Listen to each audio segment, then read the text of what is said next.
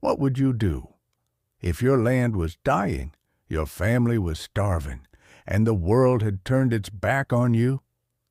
This is not a movie, it's not fiction. It's the true story of William Kamkwamba, a boy from Malawi who refused to give up. The year was 2001. In the small village of Windmill, Malawi, the rains didn't come.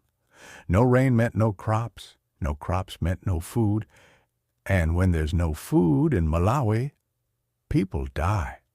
William was just 14 years old, a simple boy from a farming family. His father struggled to feed the family. His mother went days without eating. And William, he watched helplessly as people around him collapsed from hunger. His dream was to go to school, learn science, and one day change his world. But when the famine hit, his parents couldn't afford his school fees.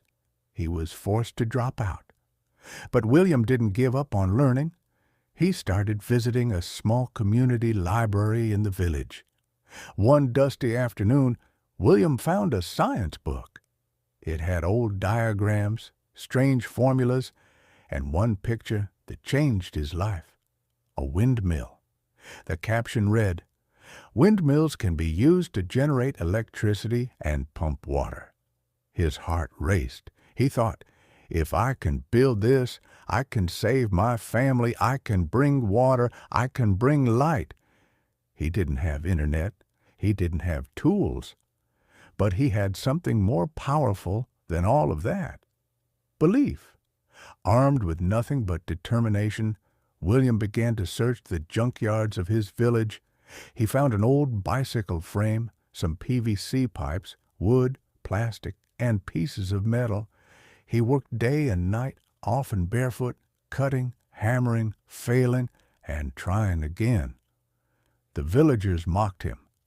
"Look at the crazy boy playing with trash," they said. But he kept going. His hands were blistered, his clothes were torn, but his mind was alive.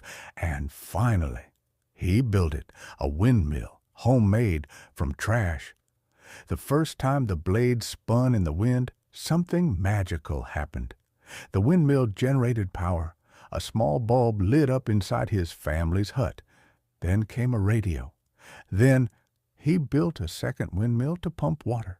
For the first time, his family had electricity. They had water. They had hope. Word spread, first across his village, then across Malawi, then the world. In 2007, William stood on stage at TED Global in Tanzania. He looked out at a sea of strangers and said in broken English, "I try, and I made it." His courage brought him a scholarship, then a book, and eventually a Netflix film. But more than that, he brought pride to his country and inspiration to the world. William Kamkwamba didn't wait for the world to help him.